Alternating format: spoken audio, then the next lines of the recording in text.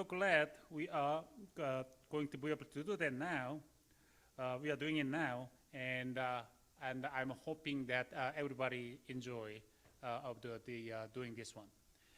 So next panel, I'll be the panel moderator for the next panel session. And in this panel, we are going to focus on railroad transportation. So when our Swery wood utilization team get together to think about what kind of the themes we're going to put in our seminar, we, since I've been in Arizona about the last 4 years, everybody's talking about there's no market for wood. So people have been talking about our markets is far away from here. So that's what the people have been talking about. So one of the ideas we've been putting together, some thought idea together, is what about, can we use a railroad? Can we use a railroad to connect between supplier and the markets? That's been an idea floating around quite a bit. So actually, and then from there, we did actually some pilot project too. And we also have in our panel the expert from BNSF, and also the person, the professional, really doing some lot of the cool projects. So we have 3 projects, the 3 presentations lined up for this panel. And I'm going to start with our first presenter. His name is Jeff Halbrook. He's a good friend of mine, and he is a forester with the U.S. Forest Service with a home base in Western Washington. He enjoys working with the contractors involved with forest operations, biomass utilization, and the fuel reduction project across the West. Jeff has led a unique career involving research, timber sale layout and design, and the project management. And recently, he returned to the Forest Service. He was with the Ecological Restoration Institute at ERI working with us, but he returned to the Forest Service to become a training coordinator for timber and harvest-related training, which is being held throughout the country of the United States. And Jeff has a two master's degree actually, 2 master's degree, one from Oregon State and the other one from the University of Idaho. And he also held a bachelor's degree in forest resources from University of Idaho. With that, I think Jeff has a record video we're going to play, but he's available live online for Q&A. So with that, I think Jeff, I think we are ready to show you a video. Great, thank you guys, appreciate it. And I will get the video started. Hello folks, Jeff Halbrook here. So today we wanted to talk to you about the Chip and Ship project, where we sent wood chips from northern Arizona to the port of Long Beach, where it eventually found its way over to South Korea. Pretty cool project. So let me hit a few buttons here and we will pull this up for you.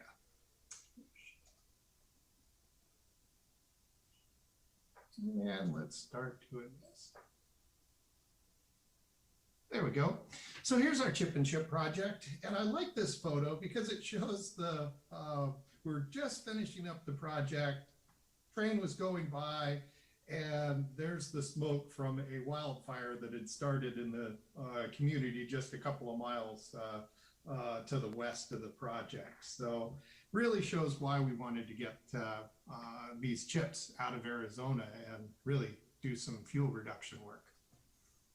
So today's presentation, we'll go over some of the forest restoration challenges that we had.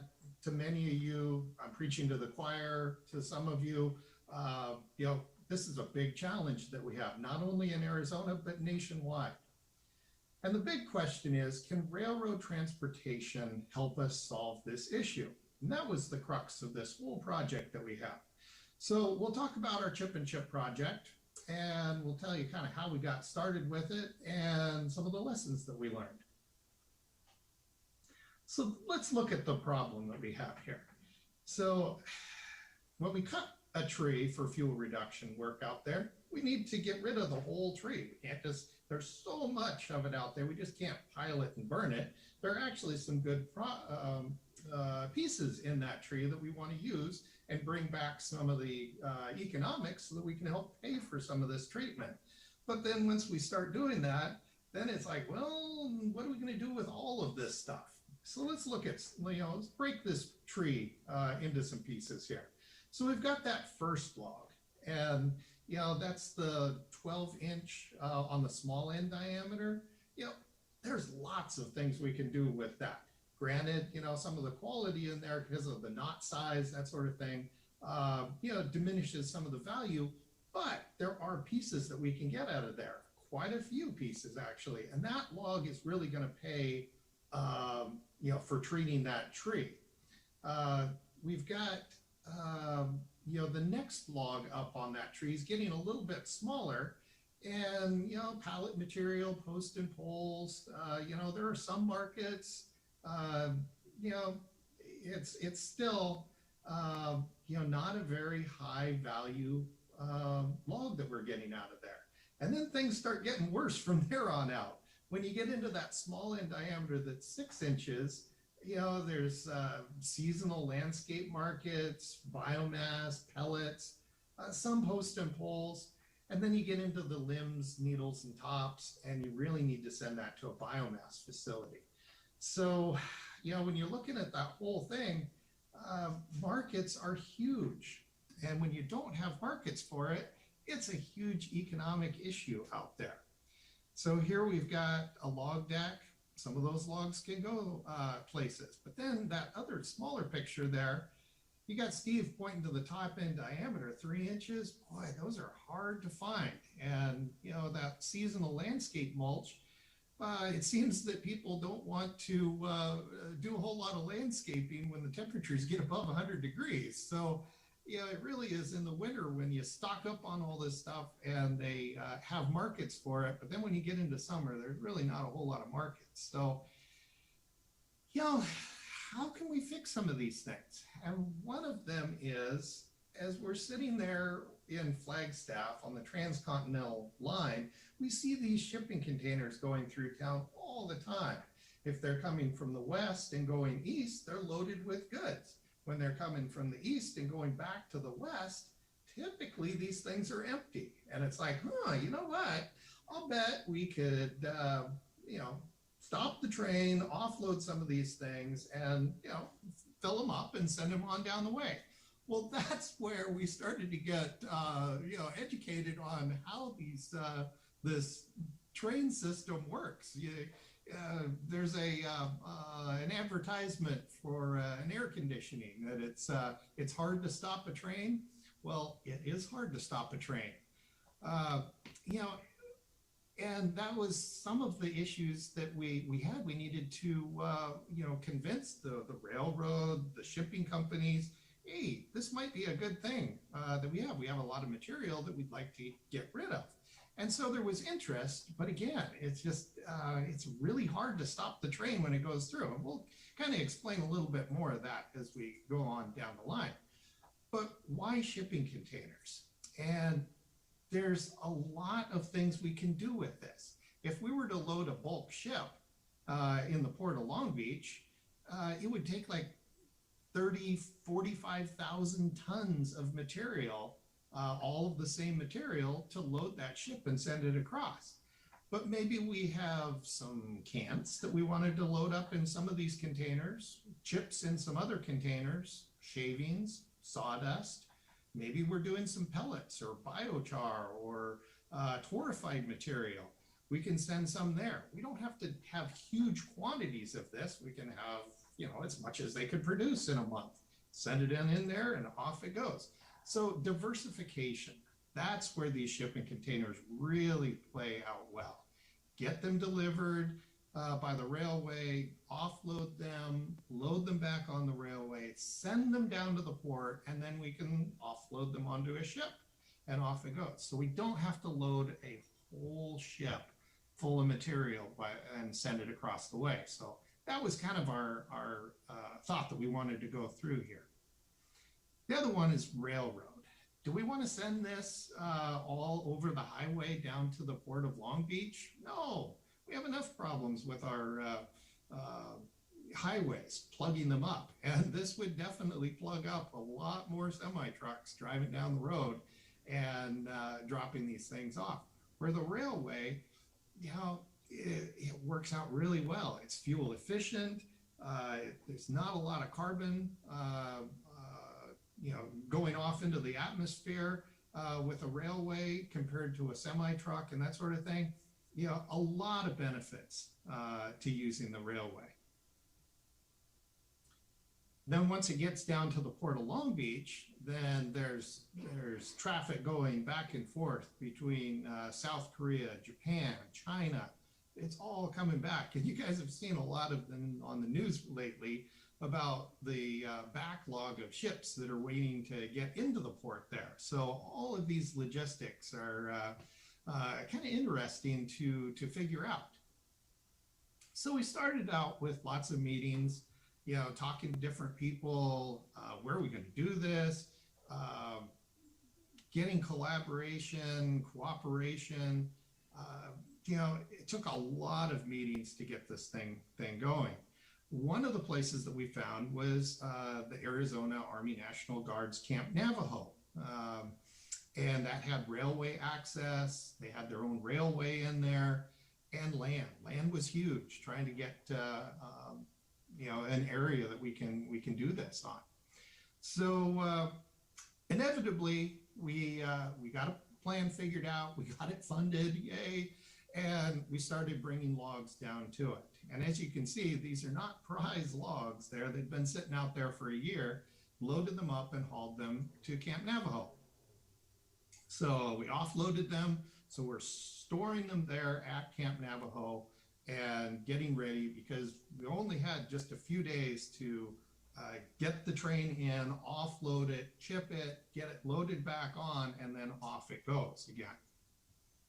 So we're bringing in lots of different equipment, kind of interesting equipment there in Arizona. The big one came from Texas, and this is called a wretch, a rough terrain container handler. And it was huge. Look how many axles are on that truck. But that was a big cost item to get it in from Texas. So the train arrives, and one of the reasons why it was difficult to talk folks into a pilot project was that, again, I mentioned this was the transcontinental line. And off to the right there, you see those blue and orange containers. You know, that's the transcontinental line. And they stopped that, offloaded these cars, backed them into Camp Navajo, dropped them off, and then got that train rolling again. Well, that took 2 hours to do. And none of us really realized how much it took to do something like that. So lessons learned all over the place on this. You know, this we'll talk more about what it takes to do this and some of our lessons learned.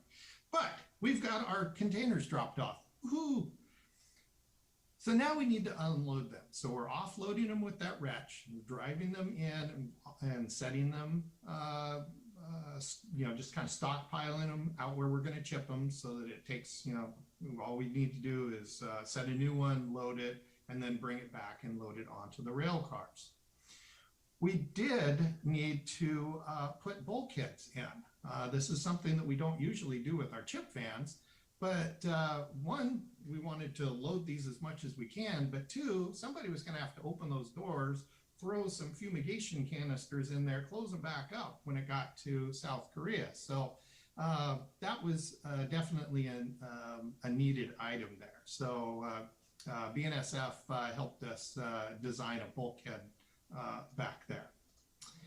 So here we are making one of those. There we've installed it. One of the things that you probably want to do is make sure that you use kiln-dried material. If it's kiln-dried, it's heat-treated.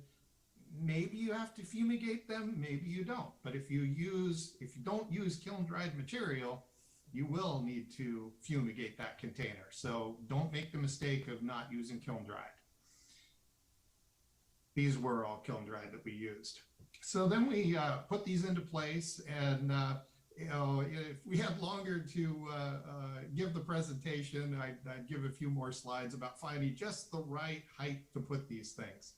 And you know, we tried on the ground, we tried double stacking them, we tried them, but eventually we settled on putting them on flatbeds and just blowing the chips into them on that. Worked out to be just the right height. So they had a mobile chipper that came through. It was pretty good sized, used a lot of diesel on those turbines, blowing those chips in there. But we also wanted to do some moisture content, and we'll talk about this in the lessons learned. Here we've got Patrick doing these moisture samples and put them in the oven there. And so our desired moisture was less than 25%. Oh, this is Arizona, it's dry, the wood's been down for a year. No problem, we'll get 25%. We didn't get 25%. So, but we'll talk about that in our lessons learned. So here we've got, you see that bulkhead back there. We filled up the chips. Some of them were able to get a bit, you know, filled a bit more. The one on the right there, that's filled pretty good. So we've got some pretty good weight on that container. You see the bulkhead keeps it from falling out the back end. Worked really well. There we're driving back down the road. We're stacking those on. Those are double stack containers there, one on top of the other. And so let's get back into these lessons learned. So one of the things is that if we're going to do this, you know, this was a pilot. We did 58 containers. If we were to go full, it would be the full unit train that we'd need to get into there. That's 220 containers, and we'd need to get those pretty much every week. Once we got started, you know, maybe it could be every other week while we ramp up, but it needed to be that full unit train of 220. They don't, you know, the unit trains all need to come in and go back out. We don't unload a little bit here and a little bit there. You got the full thing going on. So that's how it needs to happen. Now, the good news is that those 220 containers, you know, I did a little calculations here. So 26 weeks per year, 220 containers each, that's 5,700 shipping containers a year going in there. At 24 tons per container, which is what it pretty much averaged out, a little bit more here and there, but 24 tons was our average. That's 137,000 tons per year. And, you know, at 20 to 25 tons of small logs from our restoration projects, that's a lot of acres per year that we can get done out there. So it's really worth looking into to see if we can do this. So now let's talk some of the bad news. So what's it going to take to do something like this? You know, here you see that full unit train. So off to the right is a full unit train. And then you see the red containers that are kind of off to the right. Those are our 58 containers that we have stacked out there for this project. So as you can see, that's going to take a big train to get in there. So the other thing is the transcontinental line. Don't stop on the transcontinental line. That is one of the things that, you know, that was the concern about this whole project. They knew, you know, it's going to take us a couple hours to get this thing undone. And we don't shut the transcontinental line down. So they did it for this pilot project, but we're going to need to get 8,000 feet of track in, and along with that, electronic switches that they can just press the button, it gets the train off, and off it goes there. So you don't mess with the transcontinental line. You're going to hear that over and over again. So get it off, get them unloaded, load stuff back up again, and then call the train in, and they'll take it on down the way to Long Beach. But so that's a pretty good investment there. And that's just for the rail. So Railroad transportation is the most expensive component of this. There's a lot of logistics, recording of weights, which containers it is, where you have it loaded on the train. So a lot of things that need to be done there in terms of logistics and planning and just getting it to Camp Navajo or wherever you're going to do this at. The other one is shipping cost. The shipping from Long Beach to South Korea is actually the cheapest deal. Once you get a lot of containers on that ship, it amortizes that out over a lot of all those costs out over a lot of different containers there. So it actually was pretty cheap. I think it's a little more expensive today than that $10, but that's something that you need to consider in there. Another lesson that we had was that moisture content. We thought that we'd be under 25. It was actually 37, 38% moisture content. The bark was the big thing.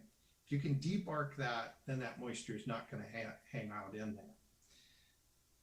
The other thing that we have is workers. Once we ramp this up, 220 containers a week going through, getting all those logs in, we need to cut those trees, we need to process them, haul them, a lot of different workers, a lot of different machinery, parts and repairs, hauling, the whole works. A lot of workers are going to be needed for this. So getting ramped up for it is a big item. Boy, we could go through a lot of different things here and there, but I've just about used up a lot of my time here. So I definitely would like to thank a lot of our partners out there that really had the vision to get this going. Funding source, Forest Service, Wood Innovations Grant, that helped us out tremendously. That really got this kicked off. And then Arizona Department of Forestry and Fire Management, funding from that one, both. That was definitely key to this whole thing, is getting the funding and having folks believe that we can get this going. So definitely, big kudos for the rest of the folks here. Plus, other ones that I haven't listed on here, BNSF and both Hyundai, together. Without everybody, this project wouldn't have gotten through. So, here's Team Chip and Chip. We'd like to thank you for listening today, and I'm sure you're going to have lots of questions. Definitely look forward to seeing you guys in the future. And with that, I'm going to turn it on back. So let's see if I can manage to do this without losing everything.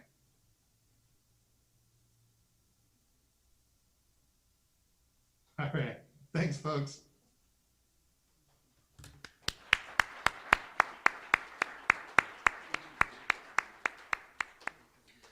Thanks, Jeff.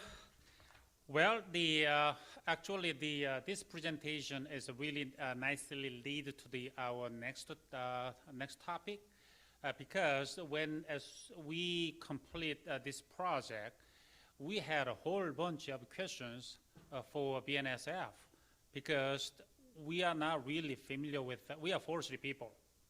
We really don't know much about what the railroad industry look like, what they are looking for, how they determine the cost, what are the requirements for, running using the infrastructure. There are a whole bunch of the questions we had, and we've been so busy asking a lot of questions to BNSF. I am so glad that they agreed to come to our seminar and give us some about the railroad transportation 101, and plus some of the specific operational requirements for the BNSF. So we have two BNS members of for this presentation, and with the two names are here, Chase Arthur and Alissa Murray. Thanks for coming. And Chase Arthur came to BNSF from Irvine Christian University in 2008, and he started in the intermodal planning group. From there, He spent the next 8 years in several different tasks, ranging from business development, market management, and the national account sale out of Texas, to Houston, Texas. His current role is based in Fort Worth as of the Intermodal Solutions Manager, representing a South Central region of the United States. And he's going to talk first, and then followed by Alissa Murray, and she graduated from Colorado State University with a bachelor's degree in business economics degree. And she's been with BNS for the last 7 years, working on an intermodal solutions team as a sales manager. And her current role is based in Newport Beach, Southern California, representing the Southwest region, including California, Arizona, Utah, Nevada, Colorado, and Wyoming.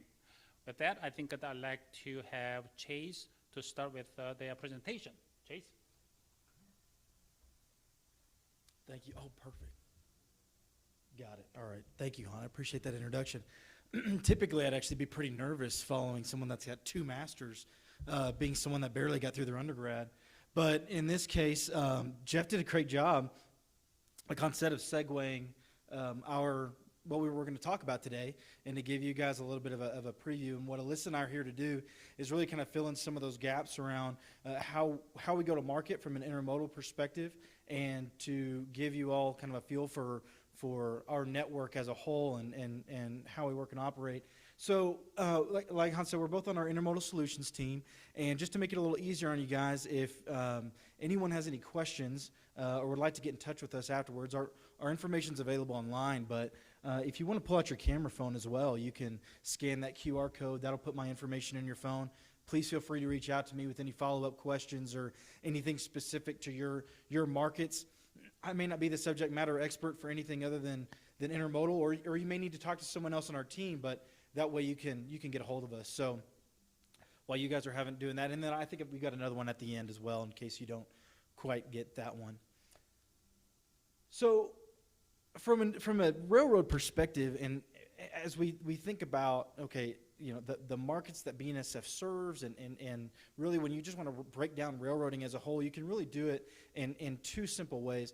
The first is carload, and that's kind of the traditional railroading that a lot of people think of when they think about railroading. It's box cars, it's center beam lumber cars. If you're putting your freight directly on a rail car that's getting placed at a private industry, and then that rail car is getting picked up by the railroad and then delivered to another private industry, that's traditional carload, as you see. So it can be done as just one carload, it can be done in a group of carloads, or it can even be a full unit train, which Jeff had alluded to earlier.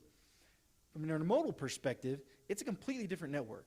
It is set up to be fast, it's set up to be truck-like competitive from a transit perspective, and we are moving whole trains. So just like Jeff mentioned, 220 units per train. That's a really, really good baseline to think of when we're talking about our intermodal network.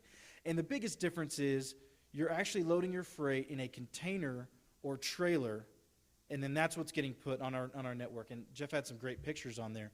BNSF doesn't own those containers and trailers. Those are either owned by trucking companies, or in the case of the Chip and Ship, which, by the way, Chip and Ship, what a great name.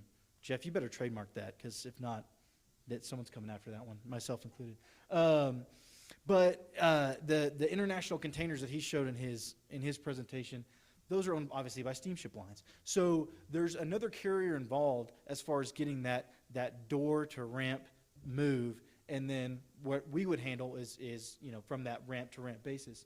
So this is our network, a little bit of a different look versus what Jeff showed. And it's hard to see, obviously, eye test here for everybody.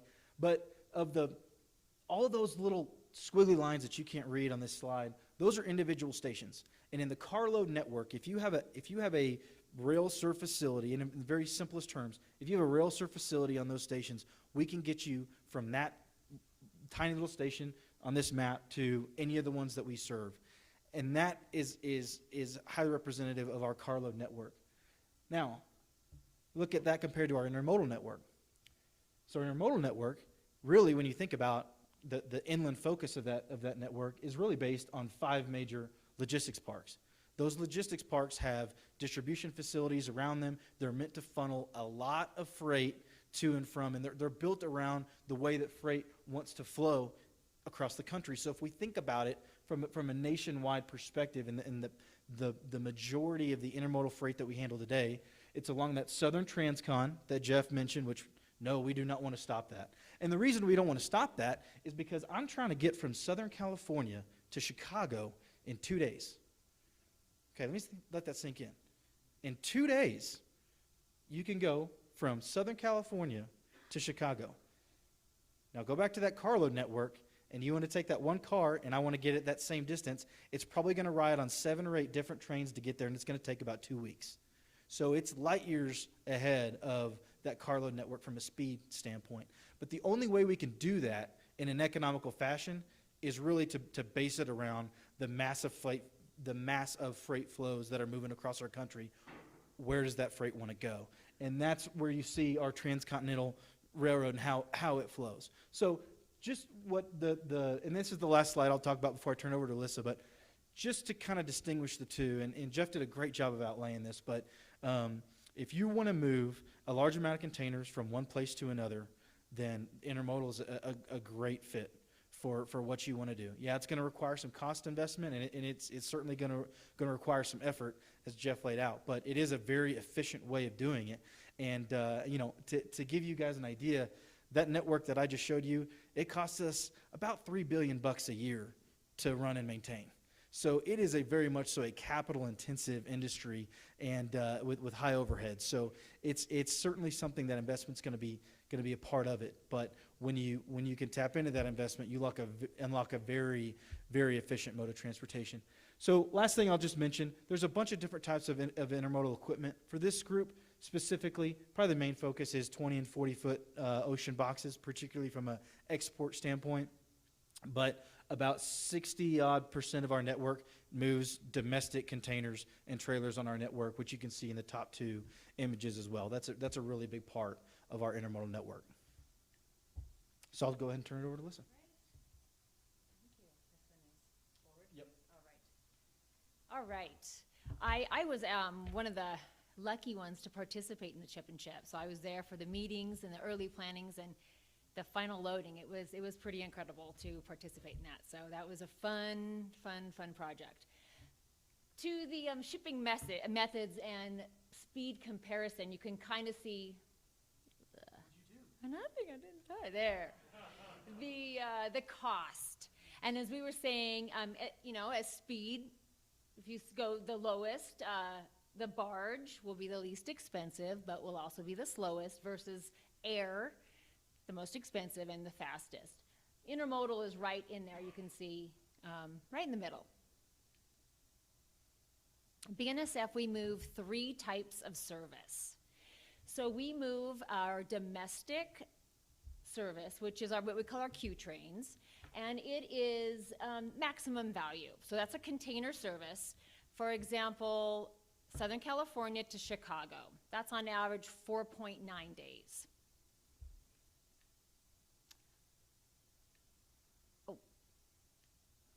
Our second type of service is the expedited service. We call our Z trains, and this is parcel. So UPS, FedEx, trailers, temperature control, that all moves expedited. It's a priority service. It takes priority on the network. In Southern California to Chicago, 2.8 days. So it is a much quicker service. You'll pay for it, it's a little more expensive. And our third service is what we call our stacked service. This slide is an example of the time, the water time and then the rail time. It's a good representative. If our international stacked service, so if cargo is coming over from Asia, it's coming over to the Southern California ports, if it stays intact in that 20 or 40-foot international container, it moves in our stack service. That means it's actually being built at the port. It's not leaving the port. The train is being built, and it's moving right to an inland site. So it's moving to Chicago. So that stack service, that Southern California to Chicago, that's about 5.8 days. It's a little bit longer, so it's a little bit slower service. But 3 types of service. So intermodal, you can see BNSF, it's more than half of our business. We still move agriculture and industrial products and coal, but really consumer products, what we call intermodal, is more than half of our business. And we are moving 1 million more intermodal loads than our next first-class railroad, which would be the NS, the Norfolk Southern. So they're an Eastern Railroad, but we're still, intermodal is our business. It's more than half our business. And rail, you have to think of, the greater fuel efficiencies, getting trucks off the highways, the lower emissions. I mean, it is a more sustainable solution. A great example is this. A train, single double stacked train is removing about 280 trucks off the highway. And we are more fuel efficient in our locomotives, with 40% being replaced with high efficiency locomotives. So again, just cleaner, more fuel efficient, more sustainable. And but Chase does have his QR code if information. All right, that's the end of our presentation.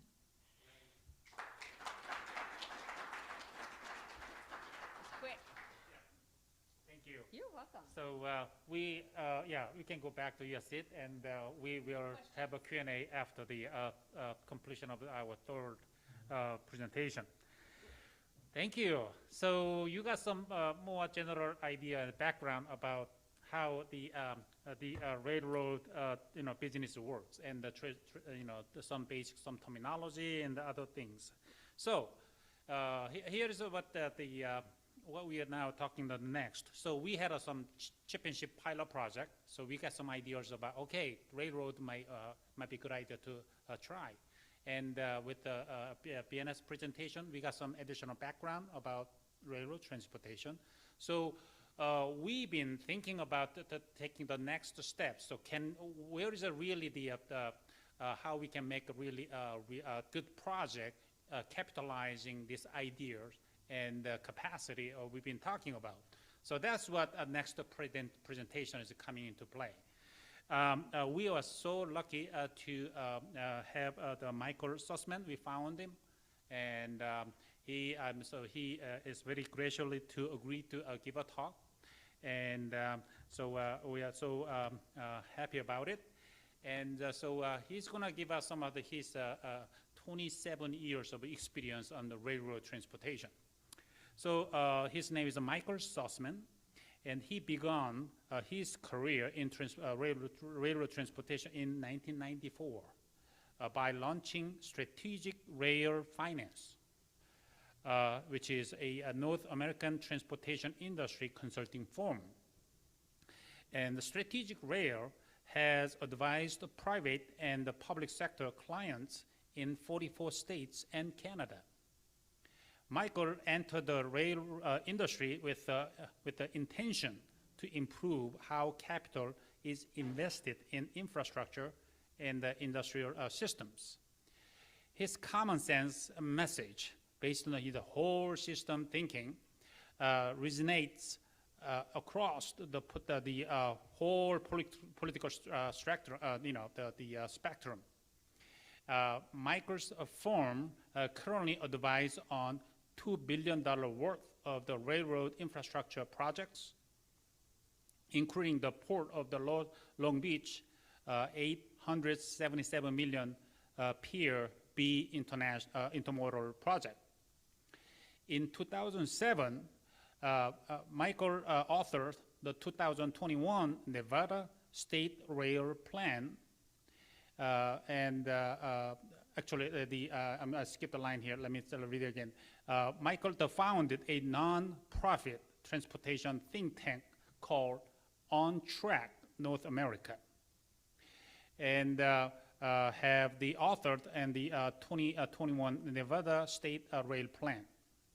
Following up on that plan of the plans of the recommendation, On Track North America currently leads a new institutional design for multi-state regional supply chain planning and investment, which is we call Southwest Supply Chain and Coalition, a collaboration among the Nevada, California, Arizona, Utah. So this the On Track North America also leads the freight life cycle impact project and gathering the data on 40 competitive factors between building road versus the rail lines to move freight. So with all this kind of experience, we are thinking it's great to have him to share with us some of his past experience. 20 minutes may not be enough, but Michael, are you ready? So take it away, and we are looking forward to listening a lot of your good stories. Thanks, Han. Yeah. Well, I've been enjoying my relationship with Han since we connected as an outgrowth of the Southwest Supply Chain Coalition. And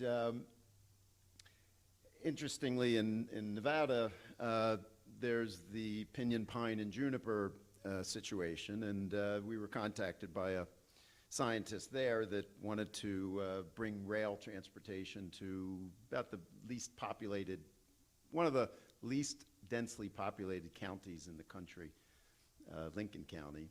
So when I found out that Han had made a good part of his career about bringing rail to this issue of how you render it economically feasible to move lower value biomass out of the forests, I knew we had a lot to be working on together. And I didn't get any instructions on this. I think, I wrote that particularly to make it a point. The name coalition has been used for many, many, many different organizations and institutions. This is with our partners at the Nevada Governor's Office of Economic Development. We have a firm commitment to bringing forward more of what the world actually needs to house the new level of collaboration and coordination that's needed. So just a few of the key fundamentals that we're designing the coalition around. One is that regional corridor and whole supply chains, it's a whole new level of thinking about supply chain. Supply chain optimization is generally only thought of as one company's efforts to lower its costs or speed its inventory to market. And let me just say something about that. It's critical to the whole subject here. On my first pass across Nevada, where we were funded by the state to develop a whole state rail-enabled economic development strategy, we met with counties and mining companies and suppliers, and I got to my hotel, and I wrote out the mining materials supply chain logistics strategy. I called up my staff and said, I just did something in 20 minutes that took me 25 years to get to. This was, the state wanted to put in additional processing for its mining materials. And I thought, well, wouldn't you want to identify where exactly should that new processing facilities be located? And wouldn't you want to locate it so that you could move materials? This is aggregates, this is mining materials, which hardly move by rail in the United States. Less than 5% of all aggregates move by rail. And I thought, well, we could identify where would you want to put these facilities in the state by mapping the entire mining industry supply chain. We already know where all the mines are. What if we map what they bring in, where they bring it in, what volumes, where's the logistics facilities? Are they bringing it by truck or by rail?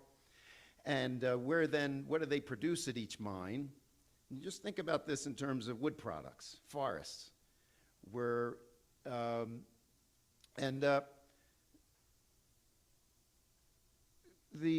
so could we build and design the growth of the rail network to serve the supply chains of multiple businesses?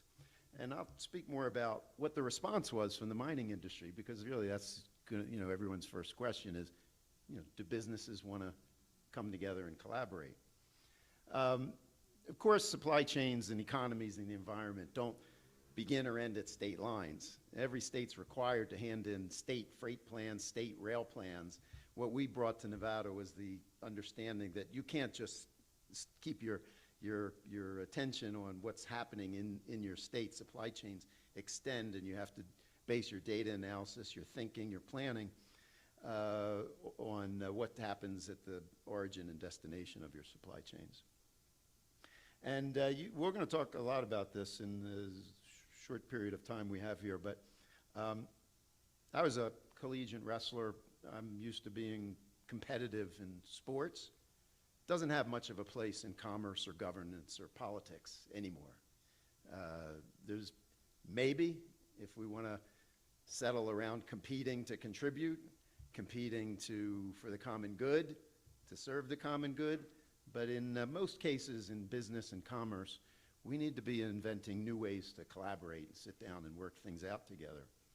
And the public sector, we believe, doesn't have to be thinking of infrastructure as something that citizens and communities and government has to be funding. When you're dealing with wood chips, most commodities that ship by rail, this is in the private sector. There's money to be made. There's folks that are making money. The role of government is to create coherent plans that are informed by the private sector. So this is the first, the Supply Chain Coalition is the first contract of its kind between On-Track North America and the government of Nevada to actually implement a state freight plan. These plans are always just handed into the federal government and never read again. And that letter invitation went out to the governors of Utah and California and Arizona. So because the whole question of trucks versus railroads is often not something that folks think a lot about, and I'll just build on Alyssa's comments about the benefits of rail. Besides the emissions savings, what a difference it makes to have a train with those 280 tractor trailers worth of goods go through a community in 4 minutes rather than an hour and a half to 2.5 hours every 30 seconds. We don't often think about what's that savings. And when you add up the stopping distance that trucks are supposed to be maintaining, that convoy of 280 to 300 trucks is a 27-mile long convoy, and that's conservative when you do the math. One tractor trailer does as much, there's debate about it, but the debate is always, is it 5,000 passenger cars or is it up to 9,000 passenger cars from one truck? And then, of course, the cost of building and maintaining highways versus rail lines, there's really very little comparison. And by the way, at the end of that, if you do have a rail line, you still got steel that's still worth lots of money. So one thing we know is that there's trillions of dollars in the private sector that actually right at this moment is either already in the United States or setting up shop in the United States because capital's flowing from around the world into building buildings, but unfortunately it's not being well thought out. And this approach of connecting infrastructure to addressing supply chain, addressing climate change by having it be more sustainable, by optimizing the use of railroads, solves federal issues, and that's another reason I'm attracted to the idea of assisting in biomass transportation. It's a national issue that needs to be brought to the table, and when you enable higher value processing, manufacturing, which very often for industrial development needs rail transportation, not just moving goods and products to the ports, but internally in the continent from the resource sources to new processing plants. And you need rail. You need it long haul, you need it short haul, you need more rail. And for for reference, the United States, and it's the same thing for Canada and Mexico and most of the world, the freight trucking industry is 10 times the revenue, has 10 times the revenue of the freight railroad industry. That's not just an issue with railroads or railroad management. That's a societal issue where we have chosen to organize our freight and supply chain systems around the wrong, less efficient use of the wheel. Because when you wrap that wheel with rubber, you've got all kinds of friction and drag and heat and emissions and there's a point it's good to get in your mind. When you have a hard steel wheel on a hard steel rail, there's about the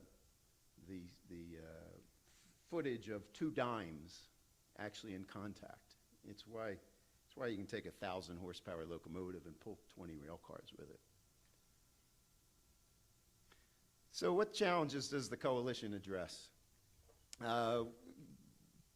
You're keenly aware of the amount of major weather events that we're experiencing just in the United States. There's been $18 billion weather events. And by the way, these weather events do a lot of damage to infrastructure, interestingly. Land use challenges. One of the points that we make these days, I just gave a presentation this morning to the Institute for Sustainable Infrastructure, and I pointed out that the impacts of what has to move to and from properties at this point in time is probably even more than the environmental impact of what you do at that property. So we need to be thinking in terms of where do we want to be placing each industrial development and not have it just be at effect of random land transactions, which is what we have right now. And you'll see for the states that are in the coalition area, they're just being run amok with trucks. And it's a problem. It's such a big problem. In New Jersey, where I was born, about 1% of the warehouses are rail served. And you see what's happening over here on this side of the country. Supply chain challenges, first is that we've made road infrastructure just ubiquitous. It's so easy. If you want to ship by truck, build your building. You can think about the trucking later.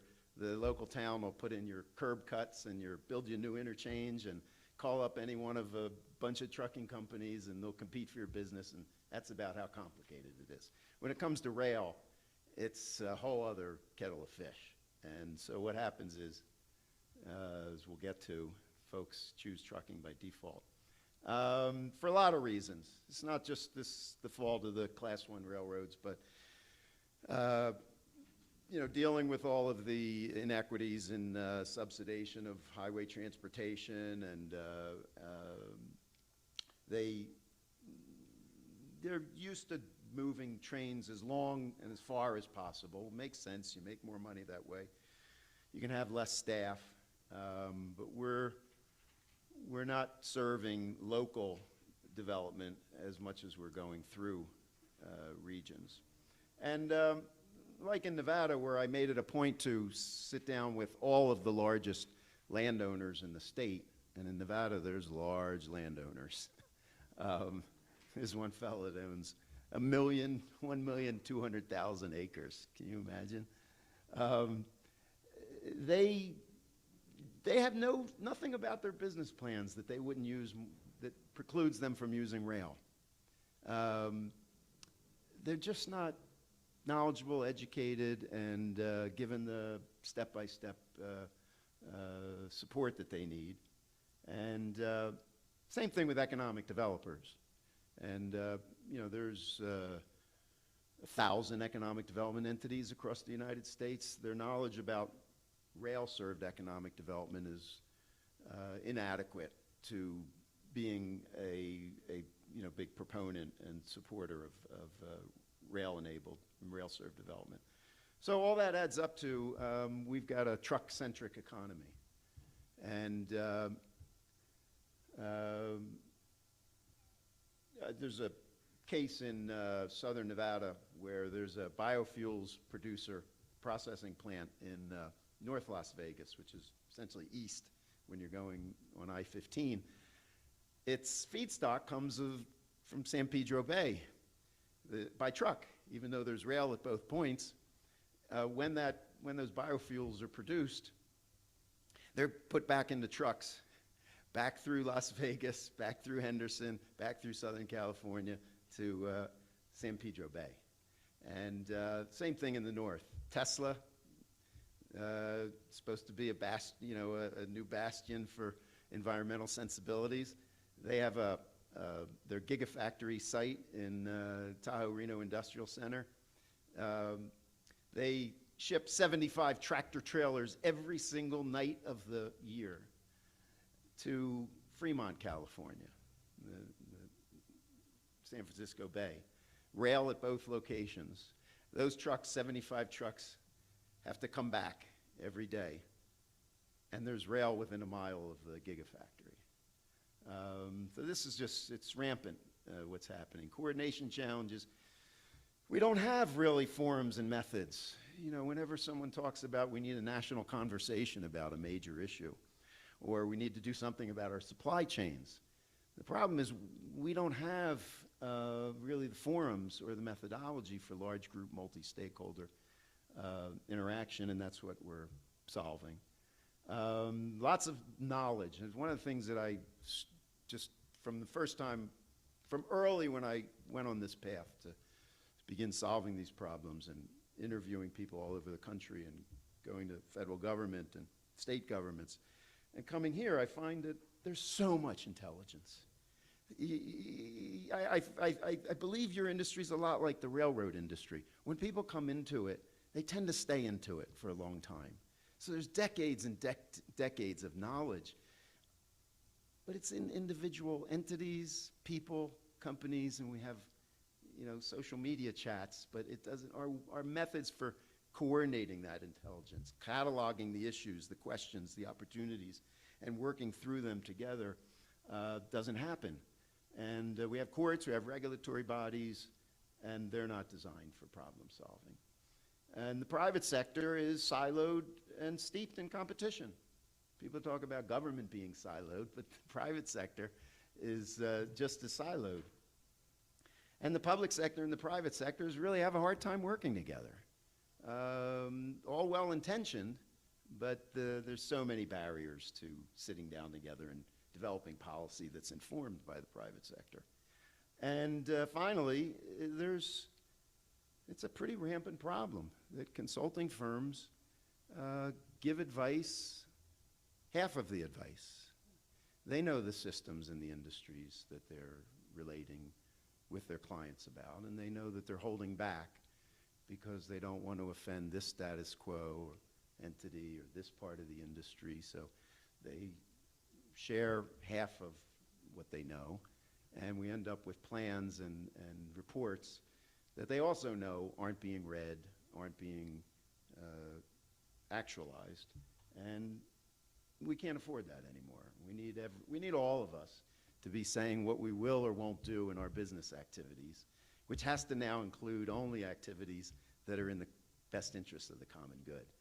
And I'm pleased to say that I have this conversation with the largest infrastructure investors in the world, where I say, look, we'll support you, but we won't do plastics, fossil fuels, petrochemicals, and folks are now saying, I'm with you. We're not going to do that. And thanks for saying that. So here's just some of the understandings about supply chains that are at the heart of the Supply Chain Coalition. The idea of waste products and garbage and scrap and recycling. Well, of course, as a nation, we should be coordinating that. We have a lot of things that we have to get to, like burning biomass and burning mounds of tires all over the country. And we can't do this in the private sector marketplace, just coming up with ideas. And we see what it takes for just one smart person to get there. We don't have time for that. And the fact is that if you think at this level, everything becomes more elegantly simple and productive. So that's what I said there. And these are the supply chains that we've identified for the coalition. And we're starting with mining, just because there's 1.2 million of trucks that are going from Nevada, northern Nevada to California every year and coming back empty. So I always talk about how it's not a matter of, railroads over trucks, or I don't even say the words taking trucks off the highway. Why would we want to say that to our dear friends that are driving trucks? And the point is, we need to have a balanced system and one that works together, and don't pit them. We made that mistake in the early 20th century. Instead of focusing on coordination, we came up with this cockamamie, well, let's just have them compete with each other. And we see how that went for 100 years. So usually I have a watch here, but I haven't really checked the time. So I have a few more slides here. When we first got to California and to Nevada, in every meeting, someone would have something negative to say about California. Oh, those progressive liberals. Oh, they can keep coming up with their regulations. We get all the benefits. Oh, those people in California, they don't know what they're doing. And I said, that's the 5th largest economy in the world. Are you sure that you want to relate to them like there's some, somebody to look down upon and cast aspersions on? I think because by the way, they're sending all their goods into your state, buying your land cheap, and going through your 2 most populated areas by truck, and you're paying the bills for that, and you're having your tourists sit in congestion. I think we want to get together with California and look at how we can solve their supply chain issues, their congestion issues, by putting the right things in Nevada, the right things in Utah that will help California. And the fact that the governor and the governor's Office of Economic Development 2 years later have entered into a contract where they're saying in order to implement their rail strategy, they're going to form this coalition with 3 other states is a statement to how they've embraced this idea of, and they're now great spokespeople for it. They talk about we need a new paradigm. We can't just keep all going after beating each other up on economic development deals. And so we're about the serious business of, when you think about collaboration, if you're going to have it be anything other than a euphemism, you got to get serious about what kind of new political relationships does that call for? What kind of new commercial relationships? So when I got to Nevada, there were 10 real estate developers that were all out to develop in Fernley, Nevada. And I went to each one of them and said, how would you like if we thought together of how to make this a logistics-centered economic development area? Maybe you 3 go first because you're situated here and there. Maybe we put the bulk loading facility over here away from the residences. Maybe we put the intermodal facility on your land because you've got the land right next to I-80. I said, the car companies have learned how to do this. They don't just stake out a claim and keep 20 miles away from the nearest car company. They say, let's all locate in the same area. And everyone in the state has said this is terrific. This is a slide that I had previous to this presentation. I just highlighted in yellow so you can see the ones that directly relate to what we're talking about here. And I'm going to switch to my true Philadelphia speaking style and up even more speed here. So this is, again, it's a societal issue. This is not a railroad issue, a trucking issue. We've got to have collaboration, and not just any collaboration, but collaboration for the sustainable well-being of all. It's the foundation of whole systems thinking and investment. And really, it's the only way out of our mess. And what will it take to engage railroads? We need a new commitment to local rail development, and which they're interested in doing with this kind of supportive environment. And we need everybody working together. You've got to have radical inclusion. And the folks, citizens really care about these matters now. And just a couple of suggestions. Don't assume just because there's a rail line there that you've got rail access. There's all kinds of complexities to that. And you got to get knowledgeable, and or find somebody that's knowledgeable about your rail operating plan, your loading plan, your everything about it, where you're going to ship to. And you got to get railroad staff, involved and let them express all their concerns and issues, but we've got to be carrying the flag of the possible, not just how things are now. And I think that's it. And thank you very much.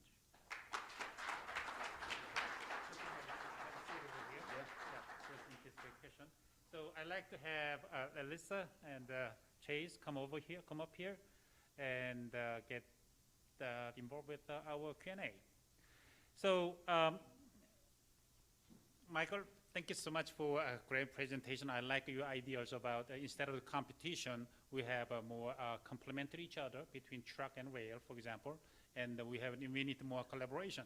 I think that's what it takes to making something really logistics problem being solved. So with that, I think I'd like to open up for questions for the people on the online and people on site here. So anyone has questions? Okay, so we have a few hands up here. Let's start with,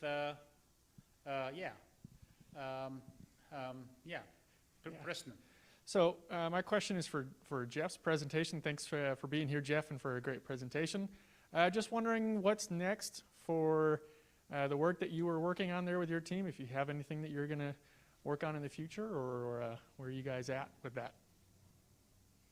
Very good. Hey, it's great to see you, Preston.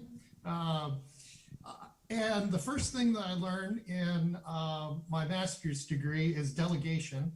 And NAU has done chip and ship too. And so I'm going to turn this over to Dr. Hahn to talk about those next steps that he's looking at. So yeah, that's the value of that second master's degree, is delegation. Jeff, you're supposed to answer, not don't throw the ball into my court. Well, actually, thank you, Jeff, for the letting us know. Actually, that's actually we've been doing that. We've been doing the more the year. We call it the chip and ship follow-up. So we see here that Damon Vaughn here sitting in right here and controlling all the technology here. Actually, he's been conducting what we call chip and ship follow-up, trying to evaluate some of the potential hot spots for this railroad transportation operations and logistics in 3 states, Colorado, Arizona, and New Mexico. So he's been evaluating all the potential hotspot is all close to 300 spots in those 3 states, and using some the Google Earth to look at some infrastructure and some other facility, and so he's been conducting that kind of assessment, and he narrowed that almost 300 sites down to how many sites, Damon? 30 of them. So 30 potential hotspots. So he identified that potentially can be utilized to do some of the railroad transportation logistics to support forest products industry. That's what he has done.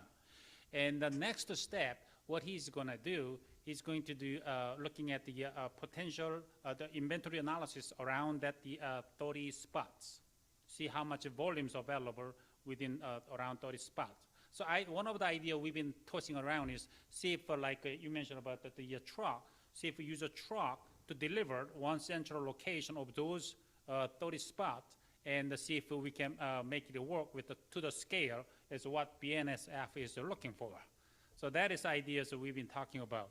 And then after that, I think once you get it done, we probably narrow down to about 7, 8 potential hotspots in those 3 states that can really potentially build the capacity of the really nicely, effectively supporting the forest products industry.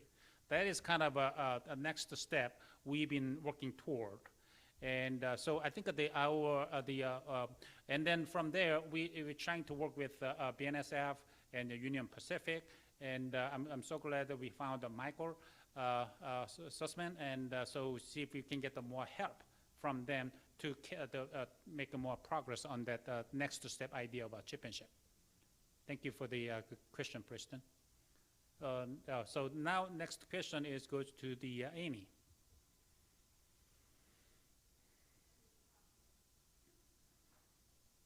Thank you. So I guess my question would be for whoever wants to field it. We've been talking about availability of funding in terms of, our actual projects on the ground. And forgive my ignorance, but we just had, the infrastructure bill passed. So the availability of funding for potentially railroad, I haven't gotten caught up on it. Is there any, and whoever wants to take it, is there any upcoming funding that could potentially benefit us with these objectives that we'd like to do with chip and ship and moving things by rail? Who's going to answer that? Okay, go ahead. Particularly right now, the US EDA, the Economic Development Authority, agency is sort of flush with money. And many economic development, usually they're corporations in your local area, know about grant application process. Some of them don't. Some of them are smaller, small staff. So I'd recommend going to your economic development corporation and say, hey, how about if we get a grant application in? And now's the time. They've got more money than they can get out the door. And rail is, the EDA is, and the Department of Commerce has, and the Department of Agriculture, by the way, has a long history of funding freight rail projects. Any thoughts? Lisa, do you have any thoughts? Okay. All right. Any questions online, Damon? You have not seen it yet? Okay. The question, okay, let's go to Brian here. Brian. See it, Hey, Michael, this is for you. So as you look forward on shipping and rail, how do you see the handling at, let's say, the station? So being a manufacturer, we've got really big machines, and so trucks work great, but so if I build a new factory and I work with rail and I make sure that I've got, capacity to load, what do I do about unloading? Is it a station and back to trucks, and then what's the advantage of that? Yeah, over the last 60 years, our supply chain system has moved away from what I call direct rail service. It used to be you had a factory, you had a warehouse, the tracks came right onto your property, came right alongside your building. And let me tell you, when you talk to manufacturers and warehouse companies, they'll tell you so much more efficient. You got a train, you know when it's coming. Otherwise, you're dealing with truck drivers, and they can come, sometimes they can't come. So we've gone away from that. This whole idea of intermodal was a sort of a detour toward way inefficiency. And these kinds of things are about to change dramatically over the next few years. We haven't seen yet the speed that things are going to be that we're all going to be forced to transform the systems that we're operating in. It's not going to be the sky is falling, and so we're going to have to go back to direct rail service.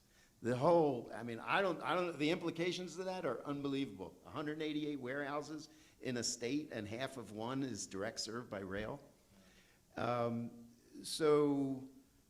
We used to have mainline tracks in the United States that, were double tracked and triple tracked, 4 tracks some places. We need to go back to that. Moving stuff around on the surface of the planet is about the most, next to power and healthcare, medicine, it's about as important as, an aspect of our civilization as there is. So I got going on that. I hope I answered your question. So we have another question in the middle.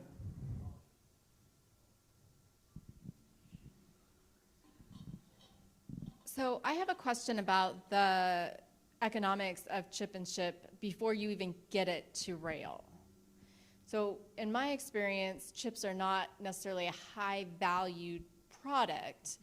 And so can you economically harvest it, chip it, put it on rail, put it on a cargo ship, and recover those costs? Jeff, can you answer that question? Sure, I'll jump in there. So that was a great question, and it seems just counterintuitive that we can't do it in the state domestically, but how can we send it all the way over and have it pay for itself? Well, what's going on in the Asian countries is they're switching over from coal power plants to wood-fired, and because of the carbon and all that sort of thing. Well, the chips are worth like $80 per thousand over there, or $80 per ton over there versus $40 domestically. And that difference, if we can get it on the rail and get it shipped over there, that makes all the difference in the world. And with those shipping containers coming through empty, that was really key to seeing if this could even work economically. Hopefully that answered your question. And I can add I think that Jeff made a right idea that the wood chips is much higher value in Asian market. So he talked about $80 per green ton. And some folks in Japan, they're more than willing to pay more than $100 per green ton. So their value is much higher than over here. So now, that being said, we kind of calculate from the back, from a stump to the truck, and truck to the put in shipping and put it in the container, and then put it on the rail and to the port of Long Beach, and from there to South Korea. That's what we did. So a few things we learned, what I can share with you. So the South Korean company told us that the ocean shipping cost is not too bad. It's about $25 per green metric ton from Port of Long Beach to port in South Korea. And our analysis was about based on the current market value, here in the northern Arizona was about $40 per green ton to cover stump to the shipping place. That was the cost we put it in. We have a low end, high end kind of sensitivity analysis going on there, but we put as a base cost analysis, we put the $40 per green ton to cover the expenses from stump to the shipping place. Now, the question becomes about the handling cost at the port, and the cost of the transporting from the chips from Flagstaff to the port of Long Beach. And this is the one thing I learned from Chip and Ship project. I thought the BNSF the power to determine if they have a business practice of determine how much cost is going to be to haul all the chips in the container from Flagstaff to the port of Long Beach. I did not know that, but I hope Alissa, you can answer the certain questions you've been telling us about BNS. If it's not the one, is determine the cost from Flagstaff to Port Long Beach. Can you answer that question? Yeah, absolutely. The BNSF we utilize on the intermodal side, different than the carload side and the manifest side. On the intermodal side, we utilize a wholesale model. Since we do not own any containers or trailers, we partner with carriers, the steamship lines, the trucking companies that own that asset. So it's the asset owner that will price out. They will price out to the individuals, to the beneficial cargo owners. We have contracts with the steamship lines on the back end, but the steamship lines will price that out, which will include the rail portion, but they'll give you an all-in price. And that's how it works on the BNSF. The other railroads are different, but it's the BNSF that utilizes that wholesale model. So based on our analysis, we figure if the shipping container transportation cost from the flagship to Long Beach is less than $700-800 per container, I think that might work. That might work. And but again, still, BNS could not answer the question because they are not the one is determining the cost for that. So. And a backhaul will always be less expensive than moving east. It's, you know, moving west, they generally move empty.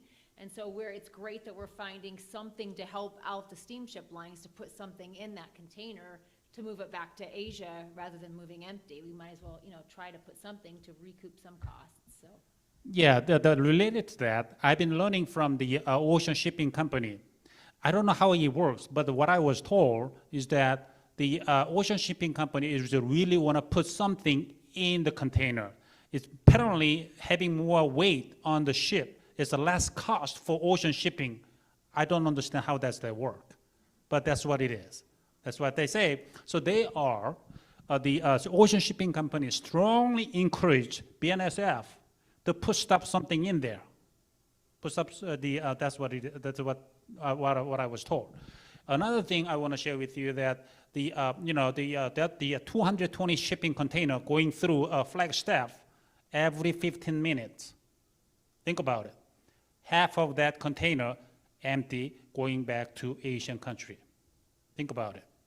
While we are here in throughout the Western United States, we have excess amount of the wood chips that can be sold to somewhere so that we can support more increased pace and scale of forest restoration thinning. That is the idea we are going after. So I think the has a potential, but I think Michael, I really like you to really find some good solution for all of us, and you're on the big task right there. So okay, so we we can really move the material out of the forest. Here's a question. Yep.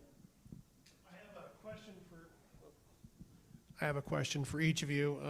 Alissa, I'll give you yours first. And first of all, best of wishes during the holiday shipping season. I know it's an important time for BNSF Intermodal in particular, and the metrics you guys have to hit. Who should we talk with if we want to talk carload business? You're, I know, intermodal expert, but carload side. Yeah, absolutely. And the carload team is like, same on the intermodal team, we're all across the country, all territory based. So depending on, I can talk to you afterwards, and depending on where you're headquartered and your commodity, then it's a different sales manager. Okay, thank you. No, not on the carload side. It's not listed on the carload side. And then, Michael, a question for you. When you were talking about rail networks and partnerships and stuff, I was wondering your thoughts on short line partners with the larger Class 1 railroads, how that plays into things, especially in carload business in a PSR railroad world. Sure. For those that don't know what PSR, it's precision scheduled railroading. Each railroad handles it differently, some better than others, and then how that interacts with their common carrier obligations and their charters from when actually these railroads were founded way back to sometimes the Civil War era with Lincoln signing the Pacific Railroad Act. Yep. Well, it's a great question. There's so much that could be said about it. In 1980, between 80 and 82, during the Carter administration, we deregulated, the federal government deregulated trucking, railroad industry, I think the airline industry as well. And we went from having about 170 short line or non-Class 1 railroads. We had 47 or so at the time. And now we're 7, multi-state Class 1 railroads and 600 of these branch line railroads that picked up line segments or longer segments from the Class 1s. If the Class 1s related highly productively with those short line railroads across the board, we'd be in good shape. And if they were willing to look at more areas that could be short-lined, it's called, where if if the Class 1 is, not able, which it's challenging for them to focus in on a local area and provide all that kind of support that say a trucking company provides, where they go around knocking on folks' doors. If there was more flexibility in that regard, where you could take certain metropolitan areas, certain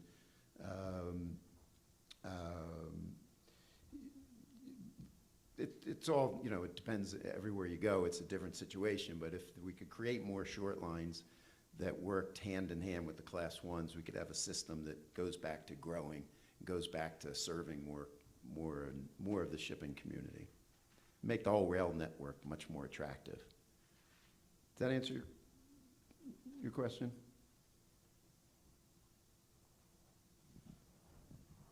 Yeah, basically it does. It seems like let the Class 1s do what they do best and hook and go, and the short lines provide that customer-centric service that's harder for large organizations to do. Yep. It seems like some kind of a change in the model there would actually be beneficial to both. Yeah, and then we'd have the economic and financial business case for expanding the long-haul network so that they can benefit from increased volume.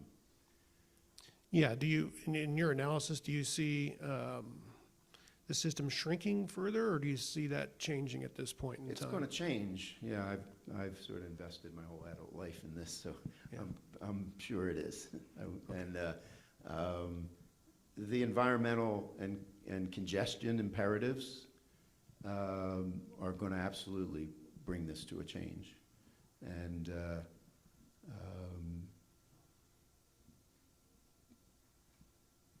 yeah. Thank you. Great. I'd like to thank three presenters in our panel, Jeff in online, and Alissa, and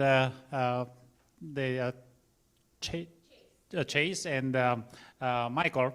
So I'd like to thank them over there. They are taking time to come over here, travel to come here to Mexico, and to give a great talk. Let's give them a big thanks. I think that wraps up our session here. So now